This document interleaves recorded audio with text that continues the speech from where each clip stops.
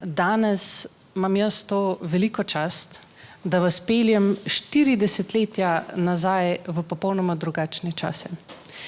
Radio Študent je takrat obstajal že 15 let, na Računalniški muzej pa bilo treba počakati še 2 desetletji. Z mano sta dr. Matevž Kmet in dr. Žiga Turk, dobrodošla v Računalniškem muzeju. Se strinjate z mano, da so bili časi takrat drugačni? Boš ti povedal, si še starejši. So bili pa niso bili. Ne? Steve Jobs je enkrat rekel, ne, da ja, tehnologija se spreminja in računalniki so vedno hitrejši, ampak ljudje se pa še vedno rodimo, pol nekaj časa živimo, pol pa umremo. Ja, v bistvu isto. Mislim, mi smo bili malo mlajši, ne? Rahlo, ampak vedno je bila nova tehnologija, tako kot je zdaj tudi, bila je vznemirljiva, tako kot je zdaj tudi, samo zdaj je pač prazgodovinska, ne? Tiste je bilo pa takrat, je bilo pa to, kar bo prej, kot sem prepričan, prej, kot v 40 letih, to, kar je zdaj popolnoma novo in vznemirljivo, bo mnogo prej takole dinozavrsko, kot je tole. Ne? Kaj pa je bil vajin prvi stik z računalniki? Česa se najprej spomnite? Ja, moj prvi stik je, jaz sem bil še po moje v začetku osnovne šole, se pravi računalnikov, takrat je bilo, računalniški center je bil tle, ki je na Tobačni, je bil ogromen računalniški center, ampak to je veliki računalniki z magnetnimi trakovi, oče moj je delal v informatiki in jaz sem si šel lahko tam pogledati računalnike, ki smo jih drugače pojem računalnik videli samo v znanstveno-fantastičnih filmih in to je tam delovalo in jaz sem to gledal. Luklalnike, kartic, ki jih imate tukaj, ki je bilo način vnosa podatkov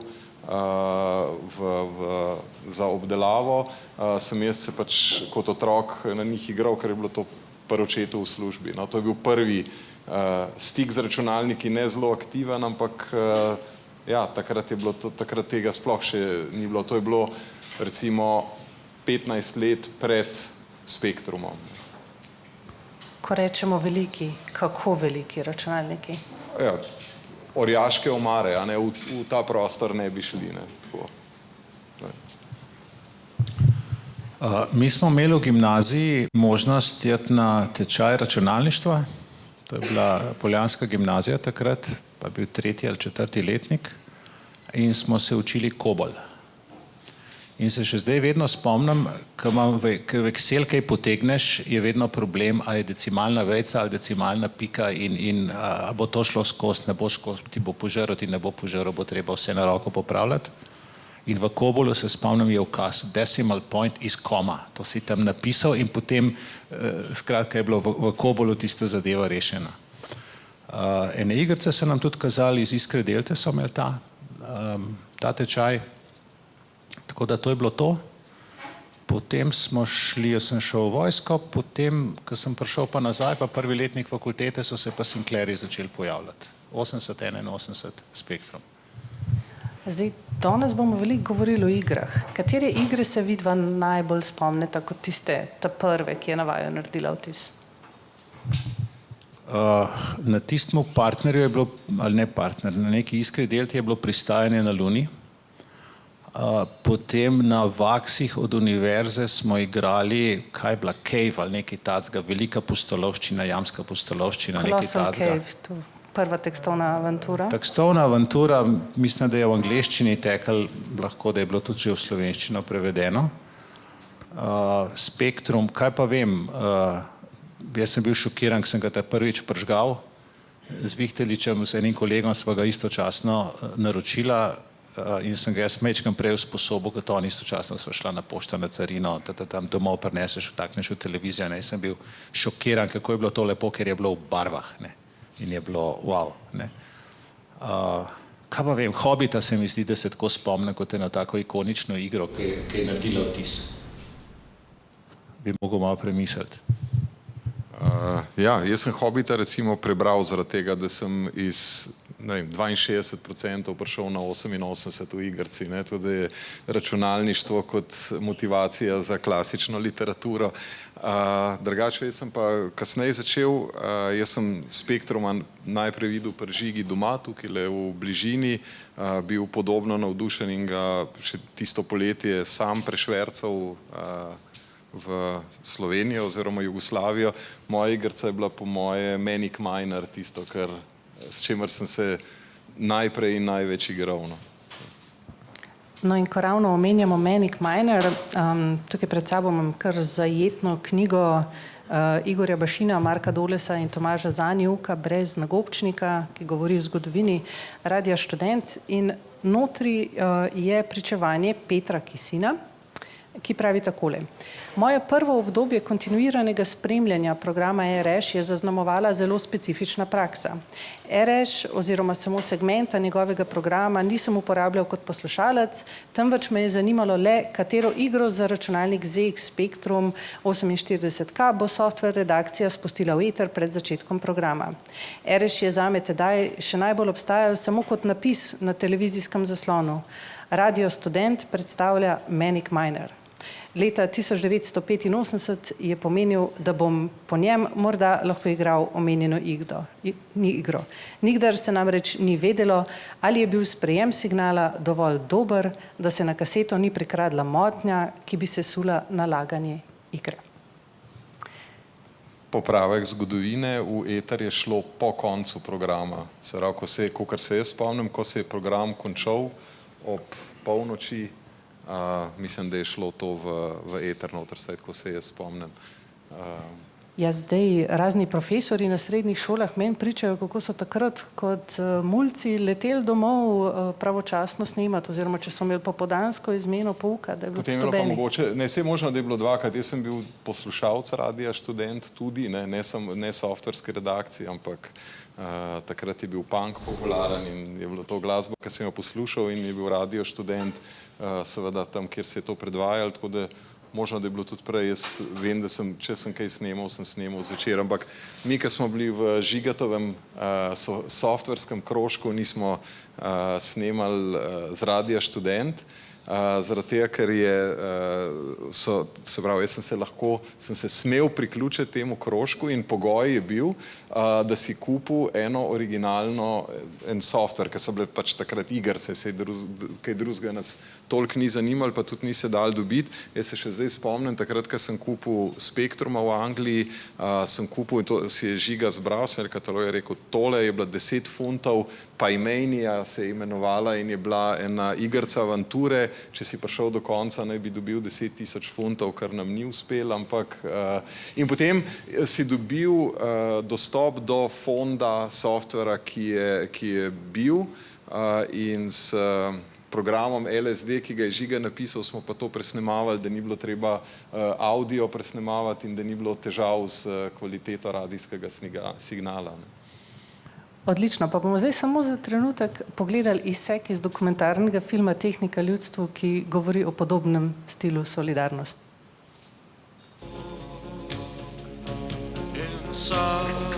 Radio Študent je uvrstil v svoj spored zanimiv programski blok. Gre za to namreč, da na svojih valovih emitirajo 2 do 4-krat dnevno računalniški program. Torej, kakšen program Maja? Bilo je to v nekom selu na brdovitom Balkanu. Radio Študent. Softver redakcija. Predstavlja. Kar naenkrat se je pojavila neka koncentracija ljudi na radiju, v glavnem so bili to študentje fakultete za elektrotehniko, ki smo delali na radiju. Potem jasno na radiju je bilo vedno en kup inovativnih, predvsem družboslovcev, pa vsi skupaj smo bili blazno kritični do družbe, in smo se zelo hitro našli, da je treba pač nekaj narediti.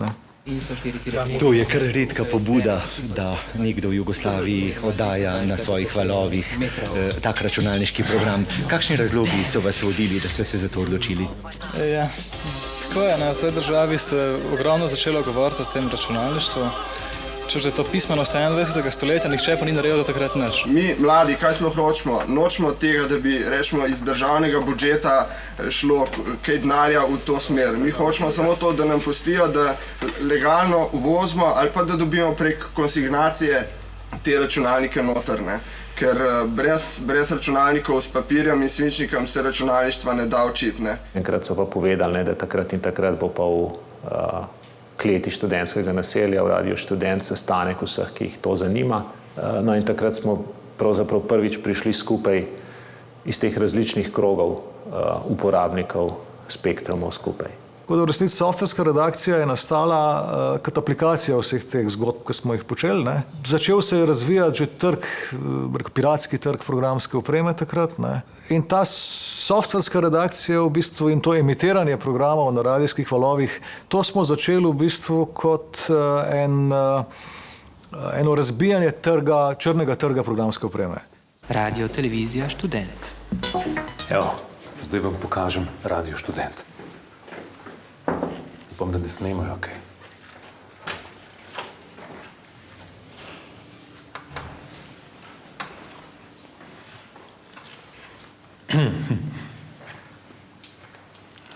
Malo se je spremenil, ne?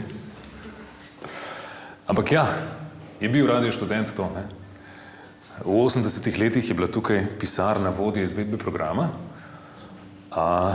tukaj pa režija studija, iz katerega smo dejansko pošiljali programe za spektruma tudi v eter, pred in po rednem vsakodnevnem radijskem programu Radio Študent. Pač tukaj je bila še ena stena, na kateri je bila oglasna deska in jaz sem vsak teden pač tudi programov, ki smo jih oddajali za spektruma, obesil sem, ker so bili nekateri redni navdušenci, ki so potem klicali tonske mojstre. Ti, kaj bomo pa danes za en softver spuščali? Izbrana muzika, izbrane glave, izbrane računalniške programe. Poznal sem Janeza Šušteršiča, ki je upravljal funkcijo urednika softver redakcije Radio Študent in nekega dne me je poklical ali sva se srečala in rekel, ti rabimo človeka, ki bi imel bogato zbirko programov in voljo snovati vsakodnevni ali pa vsakotedenski program tega, kar bo Radio Študent pošiljal v eter.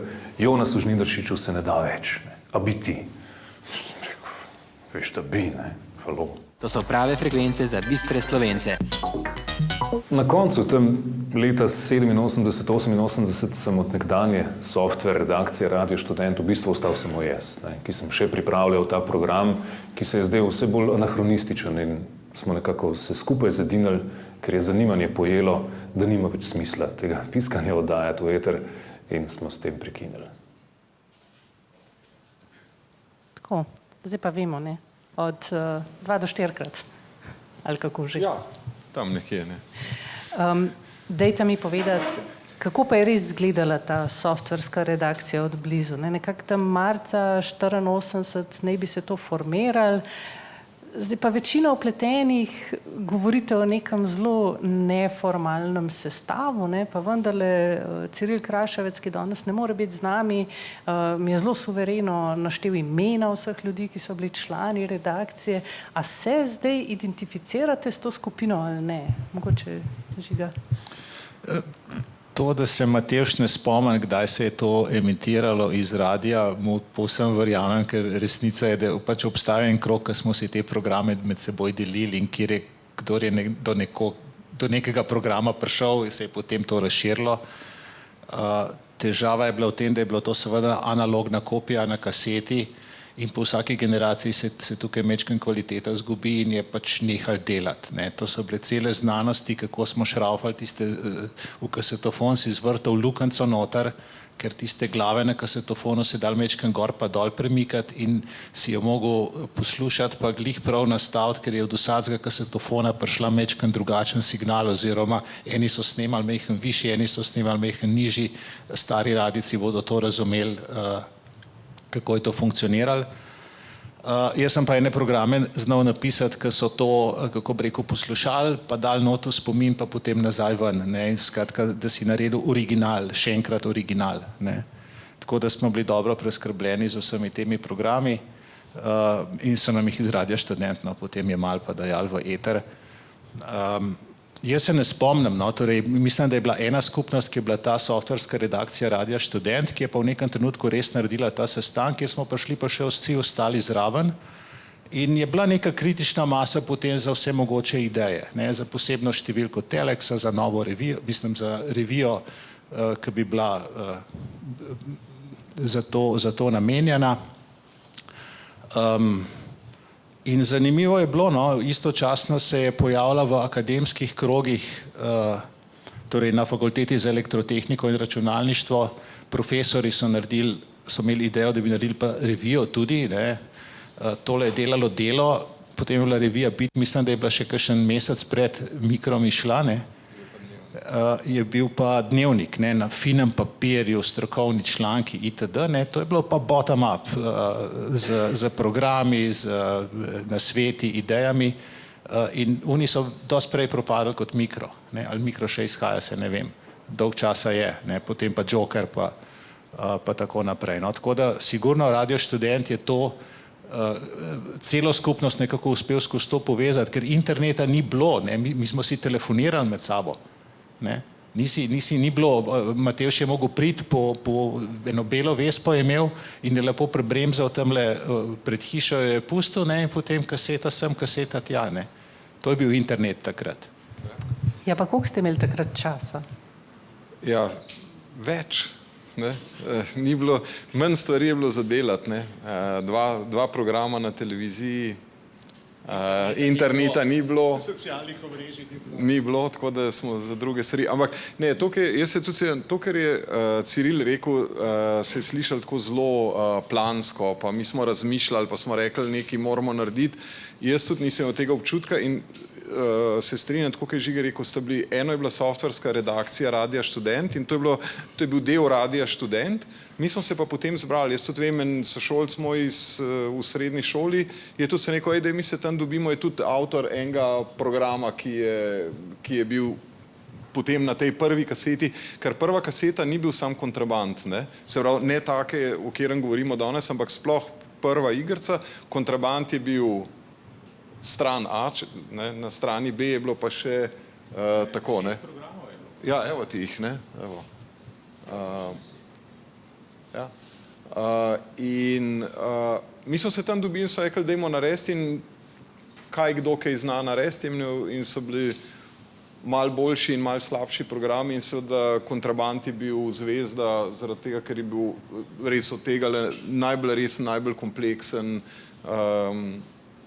ampak mi nismo sodelovali, jaz nisem sodeloval, jaz sem bil na Radio Študent potem kot špiker, pa sem bil v marketingu, ampak v softverski redakciji kot taki pa ne. Ta kaseta in moj mikro je bilo stranski produkt, spin-off.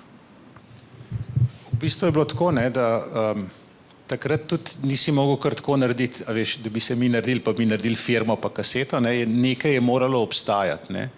In tukaj je Radio Študent zelo fino vlogo odigral, ne, druga taka organizacija je bila Zveza organizacij za tehnično kulturo, tudi so obstajali, so bili organizirani, so bili posvečeni, so lahko neke stvari delali, ne, in so to energijo nekako pobrali in jo usmerili v eno zelo dobro smer.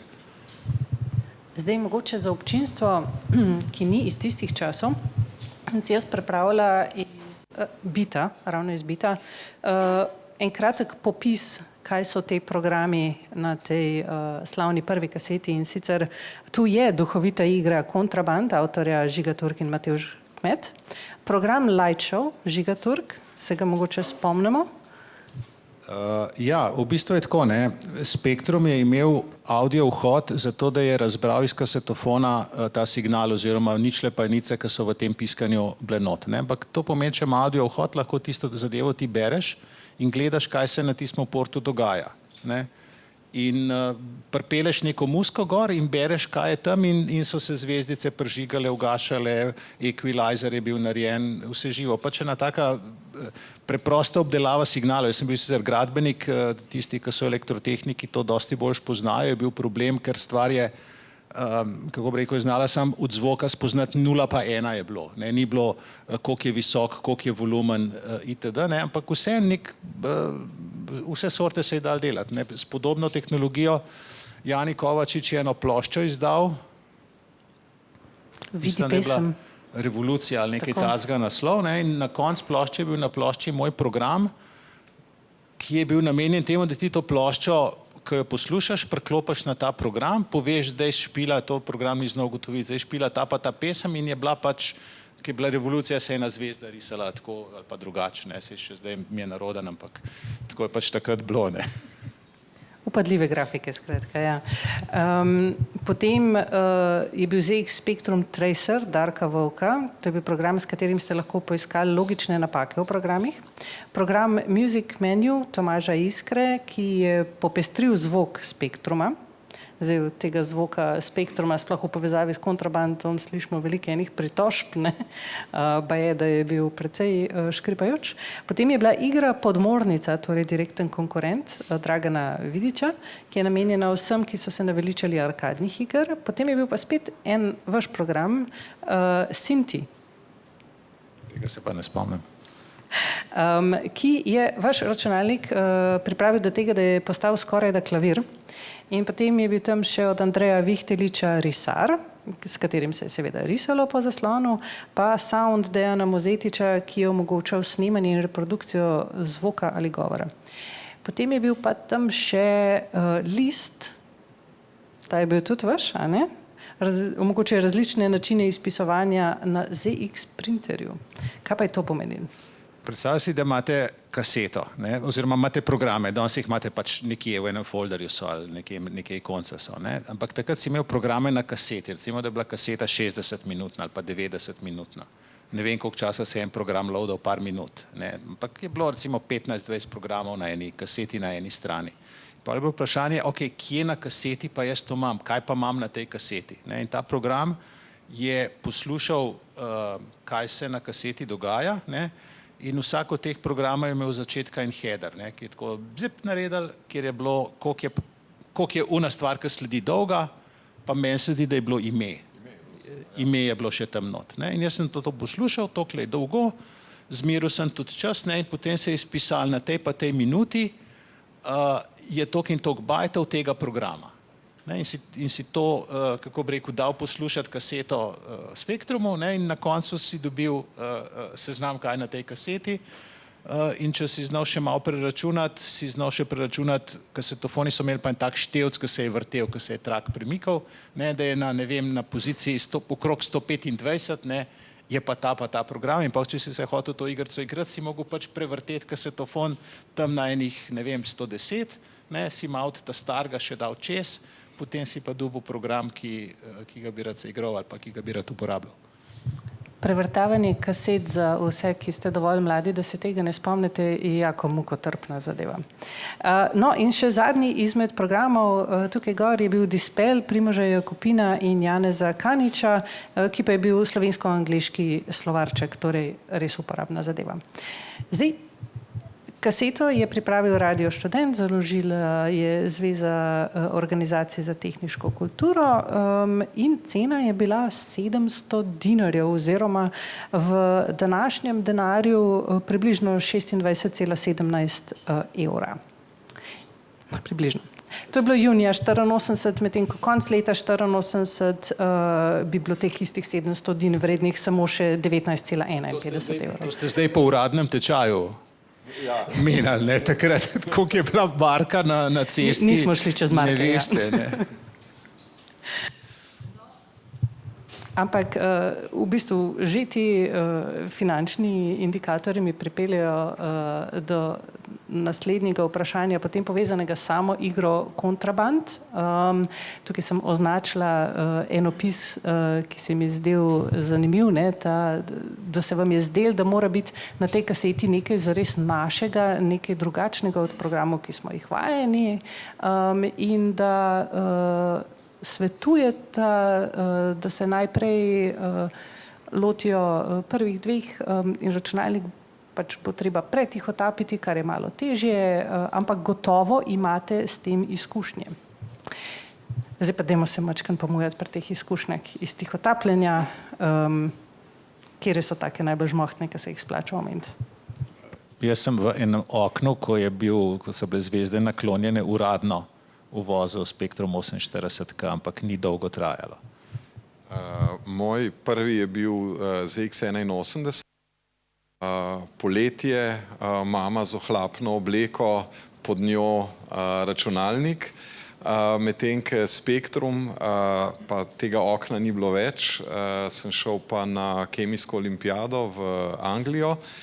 Kolegi od tam so prišli z nami nazaj na kemijski tabor in potem so sabo prinesli tudi računalnik, ki je bil v bistvu moj.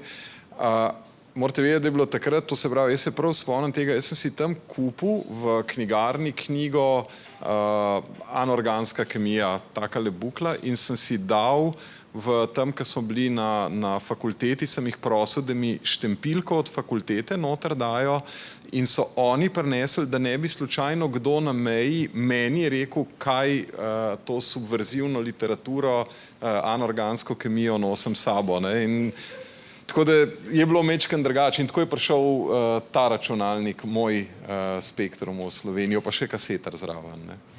Zdaj, ko smo se midva pogovarjala, je bila tam še ena taka zelo žmohtna, ampak dobesedno žmohtna zgodba od Jonasa. Ja, dobro, to je bil pa Jonas. Ekstrem, ne? Jonas je bil pa druga liga, ne? Ampak Jonas je že prej bil na Radiu Študent. On je pa prvega Spektruma videl pa pri meni, to se pravi, če je Žiga dedek, pa sem jaz oče, Jonas sin. Pri meni je to in se je čist navdušil in potem on, tako kot z vsemi ostalimi stvarmi, se je tega pa res intenzivno lotil, predvsem z komercialne plati. No, ampak Jonas je že prej za Radio Študent, on je bil tehnik tam, pa špiker, pa še kaj. In je prepodoval, kako je studijske magnetofone, so bili recimo taki prenosni. On je se nekaj časa ni stuširal, pa obril, pa ruzak je imel, pa v ruzaku poln umazanega perila. Na sredi je bil studijski magnetofon, na vrh pa tetrapak jogurta, ki se je slučajno polil čez umazano perilo, in ko je carinik na Ljubelju, ko je šel, je rekel, ponavadi je bilo otvori, ni bilo odpri, ki je odprl, ki je zagledal najprej Jonasa, potem nahrbtnik, potem pa z jogurtom prelito perilo, skozi katerega bi se moral prebijati, se mu je zdelo, da morda pa, če kakšna stvar pride noter, pa tudi bo v redu, in je tako prišlo. Ne vem, je tudi z računalniki to delo, ampak verjetno je vedno našel poti. Vsi smo jih, vsak ima en svoj način, kako to prinesti, vsi so, vse to je bilo tako, vse so vsi vedeli, pa stran gledali, ker izdali smo računalniške programe, pa računalniško revijo z računalniki, ki se jih uradno, razen za redke privilegirance, ki se jih ni dal uvoziti. In to je bila v bistvu potem inspiracija za kontraband. Ja, to je bilo pač, ja, s tem smo živeli, pa dajmo nekaj od tega, se pravi, da je bilo povezano s časom, s tem, kar smo mi delali, navezava na računalnike, in tako je kontraband 1 nastal. Na slovensko dediščino in literarno zgodovino in mite in vse to je bilo noter. Ja, evo, vse so gor. Pa si po vrsti oglejmo, kdo se je gor? Cankar? Martin Krpan. Martin Krpan je, potem je čarovnica iz Slivnice, potem je tam ena kakšna ajdovska deklica ali pa kaj tacga tam od zadaj. Tale spredaj je pa Mate Parlov, to je bil pa, tega sva tudi uporabila, je bil en zelo znan bokser. Pa desno je pa, skrajno desno je pa po moje pa kakšen povodni mož. Kdo je pa vitez, pa ne vem, ker nos najini imeni. Pegam Langberger. Ja, možno. Površno gimnazijsko znanje smo pretvorili v Sej, koliko sta bila pravzaprav takrat stara? 22. 19. Jaz sem glih v vojsko se odpravljal. Se pravi, kontraband 1 je bil konec moje srednje šole, kontraband 2 je nastajal v službi domovini. Se pravi, v ajdovščini, v pisarni, v kasarni. Očitno veliko časa. časa je bilo neskončno. Ampak tole je pa... Tole ne bi bil zemljevid? Tole je zemljevid, sem gledam. Možno. Jaz sem ga imel, pa sem ga jaz stran vrgel. Ne bi znal več. Ja, jaz, ko sem večkrat preklikala skozi, se mi sicer zdi, da so na tem zemljevidu napake, ampak prepuščam občinstvo, da to samo odkrije. Takole je pa izgledal, a ne? Cilj igre vam je znan, računalnik vas bo vodil po znanih in neznanih krajih, vi pa mu v preprosti slovenščini, prosim, če vsi opazimo šumnike, svetujte, kaj naj dela. Ne obupajte prehitro, tudi midva potrebujeva nekaj ur, da reč končava in to ob zemljevidu in scenariju. Vse, kar se zgodi, ima svoj namen. Čim daljšo zabavo vam želita, Žiga in Matevž. Kako je bilo s temi šumniki, Žiga? Ja, ne vem, ni jih bilo, pa ni bilo tako težko jih narediti. No. Torej, ta igra je bila narejena v enem orodju, ki so ga Angleži napisali za izdelavo teh pustolovskih iger. Quill, tako je. Seveda šumnikov Quill ni imel, vse ostale stvari so bile pa pripravljene. No. In jaz se zdaj ne spomnim, ampak sem v glavnem take, kako bi rekel, zahtevnejše programerskih stvari se loteval in ne vem, sem tle not šumnike ugradil. No, to ni bilo tako težko, za Kontrabanda 2 sem ugradil pa cel modul risanja in slik. Šumnike sem naredil tudi za en procesor, torej Word procesor, ko se temu reče, urejevalnik besedila, TaskWord. Spektrum je imel 32 znakov po širino, kar pomeni, da se ne da v resnici pisati. TaskWord je imel 64 znakov po širini in to so bili znaki za tiste, ki se majhen na piksle spoznate. Znak je imel 3 piksle širine, pa 1 piksel prazen. Si lahko predstavljate, koliko je bila zadeva, kako bi rekel, kockasta oziroma groba, da si jih 64 sprav. 256 pikslov je bilo po širini, pa mislim, da 192 po višini, to je 10.000-krat manj pikslov kot na enem normalnem zaslonu na enem laptopu danes. Skratka, sem to ugradil in potem veliko večino člankov za moj mikro sem s tistim TaskWordom napisal. Pravim, te šumnike pa se pač treba je bilo narisati, a ne, ničla je bilo belo, enka je bilo črno, kje je pač strešca, pa kje jo ni.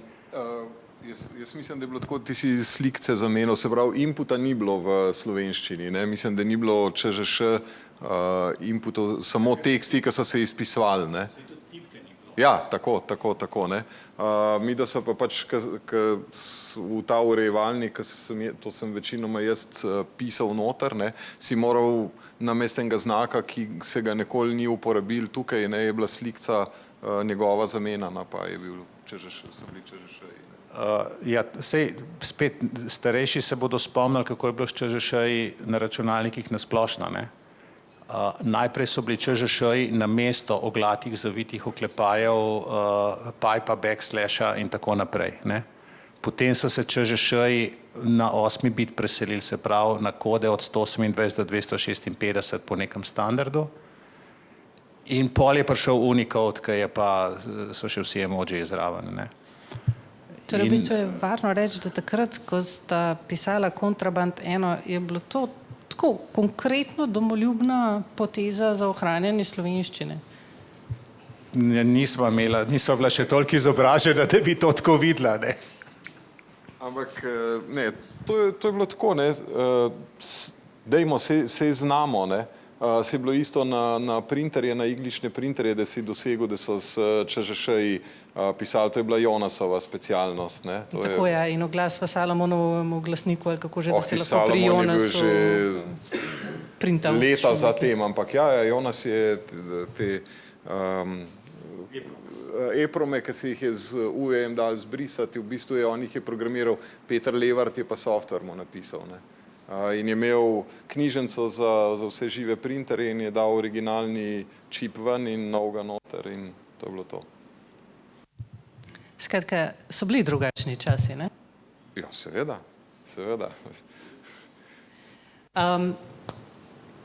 Tukaj imam izsek iz decembrskega mojega mikra od enega še kar zagrizenega igralca, ki je opisal del svoje poti, ko grem ven je komanda, iz križišča zavijem v Savinjsko dolino in tam vzamem hmelj, ki ga odnesem v Laško.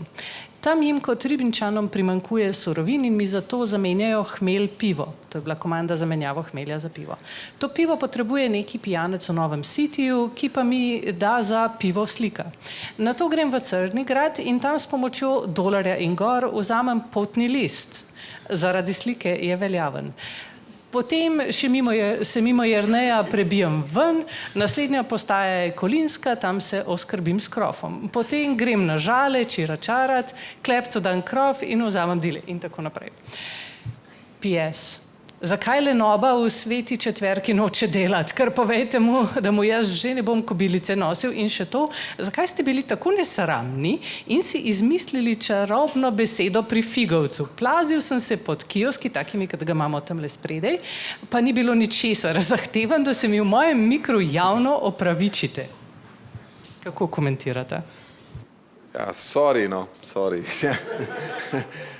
Ne vem, nama se je zdelo fino, da napiševa, da je pa tam so bile dva rdeča kioska, od Mehtiga, sta bila od hot doga do pomfrija, karkoli že takrat so prodali. Nama se je zdelo fino, da napiševa, da nekje tam je pa čudežna beseda in ljudje so dejansko to iskali. Se midva nisva vedela, ker ni bilo forumov, na katerih bi gnojnico po nama zlivali, razen moj mikro.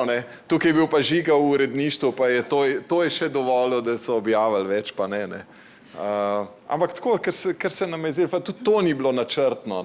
Zdaj bova pa eno subverzivno dejanje, zato da bova spravila množice k figovcu. To je bilo pač tako, Dajmo se malo igrati. Ja, tako. No, jaz opozarjam vse, da pod našim kioskom ni nobene čarobne besede, prosim, ne lest spodaj. Za vsak slučaj. Zdaj pa pridemo nekako do konca leta 1984, ko pa pride Kontraband 2 v sozaložništvu Radia Študent in založbe kaset in plošč RTV Slovenija. To pa že taka resna založba. Smo šli pa na resne inštitucije, na nacionalni radio in tako, Takole, tale je iz naše zbirke. Kaseta je trenutno na Radiu Študent, vsi vemo zakaj. Prišel je pa opremljen s takole lično knjižico. Tokrat so bila noter med drugim navodila, ki so jih ljudje precej pogrešali prvi, a ne?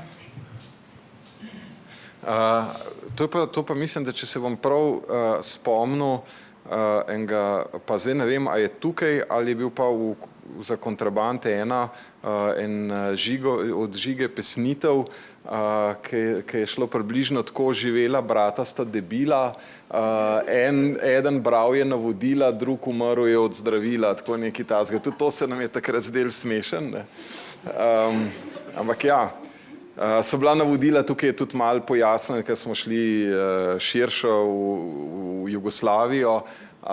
Jaz sem bil takrat v vojski in ne sem, da sem imel jaz neskončno dosti časa in nič za delati, ampak je bilo z mano še 1000 drugih, od tega je bil en slovenski stripar, Saša Jankovič, ki je tudi tole naslovnico narisal in del slik, pa Nebojša Lipanovič, en akademski slikar iz Srbije, ki je pa za drugi del slik bil odgovoren, ki smo jih naredili.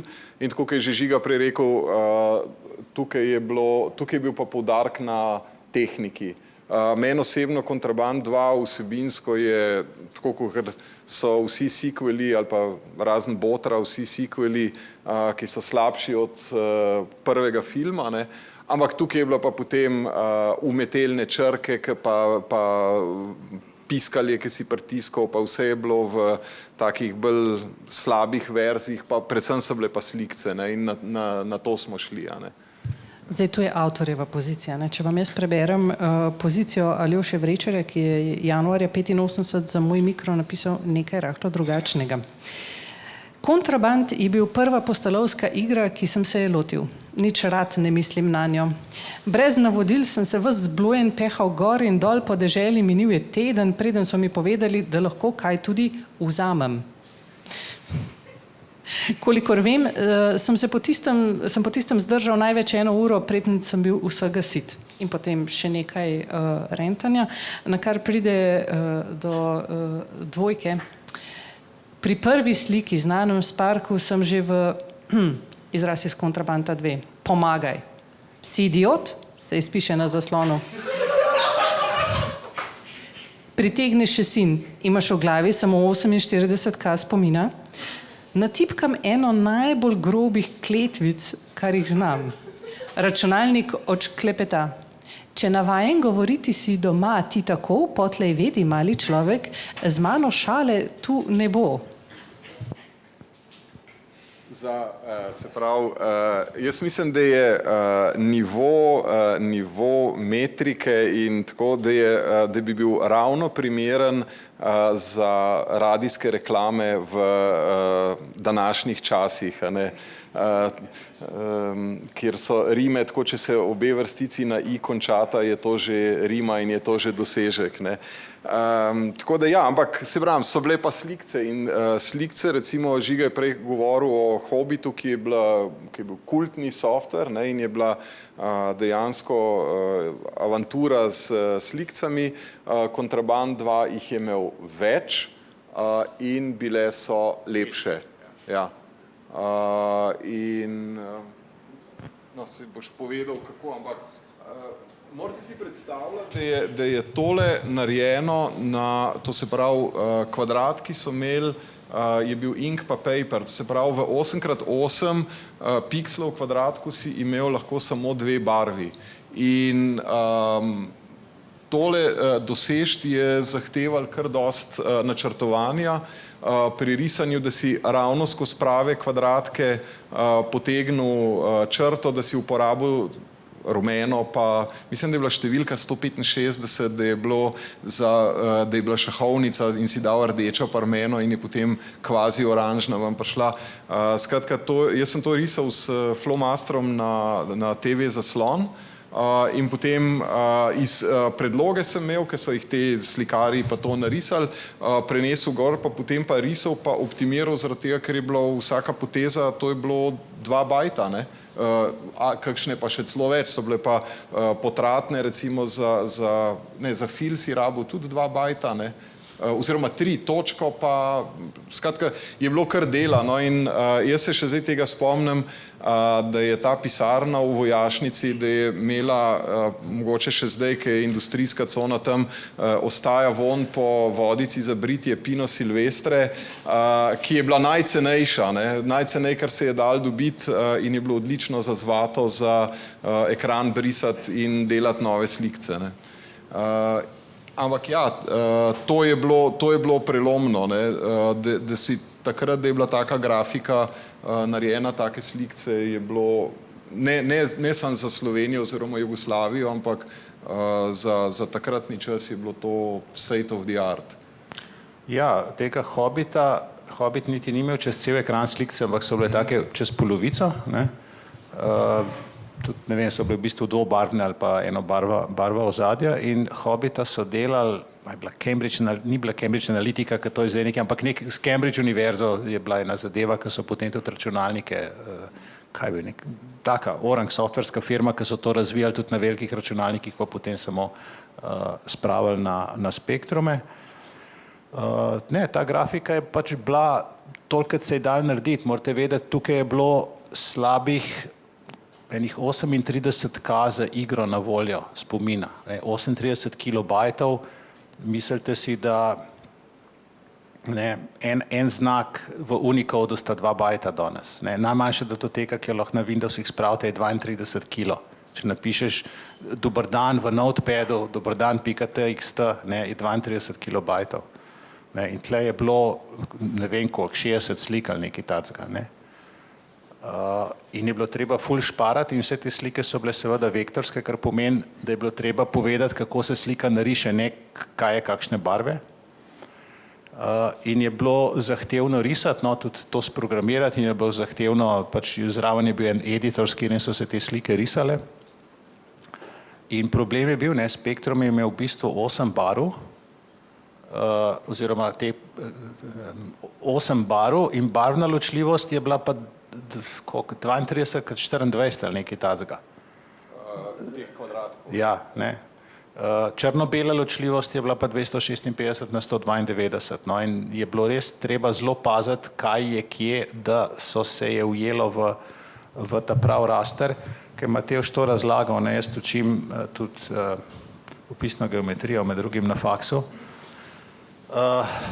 In to, kar je Matevž delal, da je narisal mrežo na ekran, pa ugotavljal, kaj je v kakšnem kvadratku, ne, obstaja ena slika, ki je Dürer narisal, kako so perspektivno nekoč risali, ker niso znali perspektive narisati, ne, in so si razdelili eno mrežo in so skozi gledali in ugotavljali, kjera točka pade kam v raster tiste mreže, da so perspektivo znali narisati to, kar vam danes vsak fotoaparat pravilno naredi, pa to, kar znamo geometrijsko tudi računati, ne.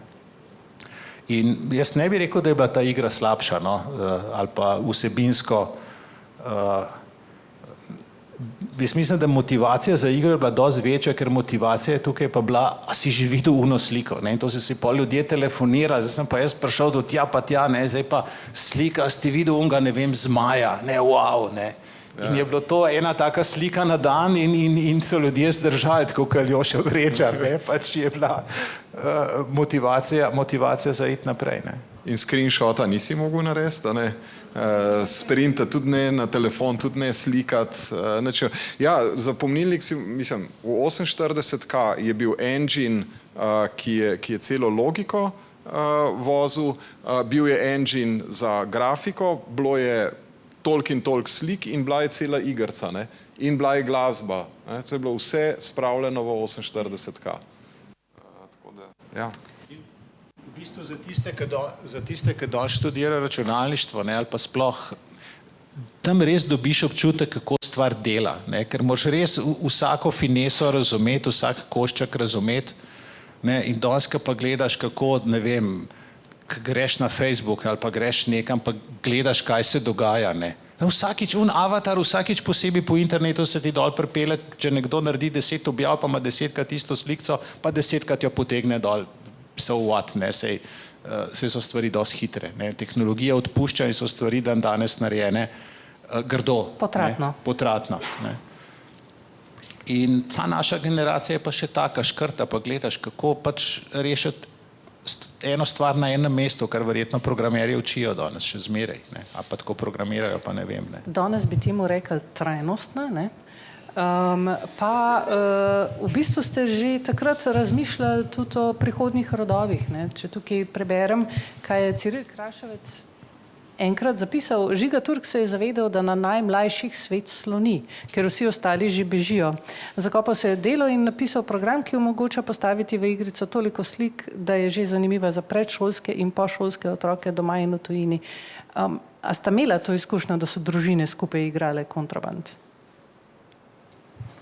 Verjetno, čeprav se jaz zdaj ne spomnim tazga primera, no. Enka ni prijazna ne vem, družinam, mogoče tudi ne? za Matevža zadeva, ko je bila enkrat zadeva končana, je bilo konec, ne, potem je šlo za naslednji projekt, ne.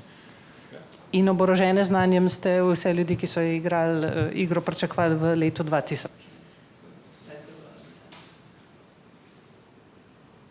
Ja, takrat se je to zdelo sila, takrat se je to zdelo toliko daleč 2000, kot se zdi zdaj, ne, približno. Ja, ampak ne, nismo na to, pa spet, kako bi vedeli, ne, midva, niti ni nihče naju ni poznal, nihče ni to vedel, šele zdaj včasih, recimo jaz, ko se s kakšnim srečam, ko so približno te generacije, rečejo, a ti si tist, ne, takrat pa pač smo šli druge stvari delati, ne. Skratka, bila sta mlada in nesmrtna in zanimala veliko stvari, to je bila samo ena izmed, ne? Ja, mislim, vse živo smo delali, ne? Ravno to je to. Ne? Jaz sem se, takrat se je rekel rolka, jaz sem se s skateboardom vozil, ne? Žiga je surfal, ne? To so bile takrat cutting edge stvari, frisbije smo si podajali, ne? Ampak pač jutri nimava okrogle mize, frisbee pred 40 leti, a ste to vizionarsko, a ste že takrat videli, kako ta gib zapestja, a ste gledali v prihodnost, ne? Mi smo pač delali, kar je bilo vse verjetno zdaj tisti, ki so stari to, kar smo bili mi takrat, pa delajo kaj drugega, ne?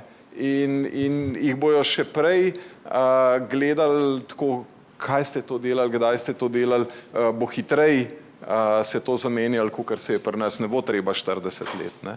Ja, jaz zdaj upam, da tukaj ni bila kakšna zamera do frisbee golfa v Ljubljani, ker vaju niso povabili na otvoritev, ne?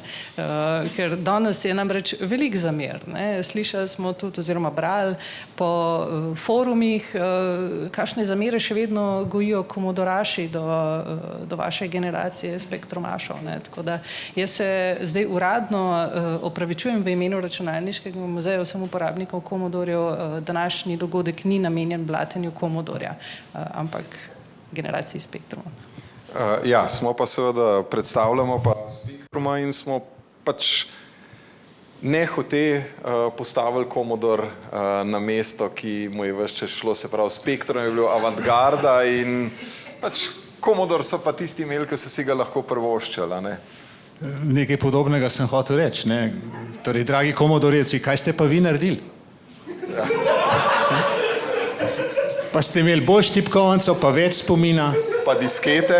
Pa kaj, ADSL, ali kako se reče, procesor, add, decay, sustain, še neki. Ne? Zvok bi bil tam lahko top. Ne? Kaj ste naredili? Napište jim dol v forum.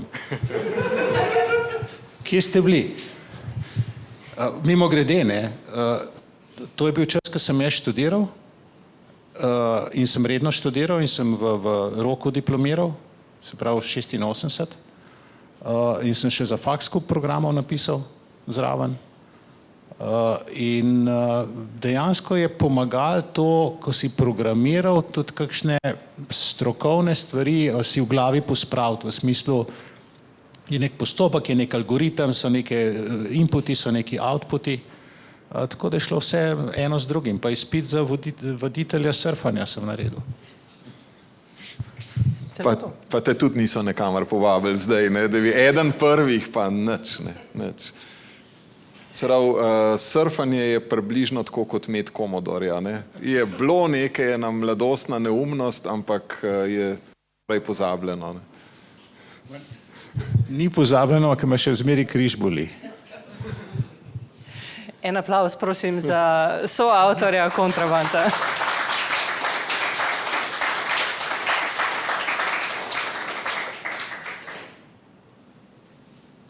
Dobro sta otvorila tole dvojko, ne? Edini si pismen v svoji deželi, ostali bi jasno isto hoteli.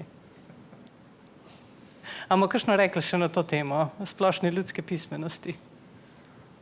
Ja, zdaj... Posledica jugoslovanske ljudske armade.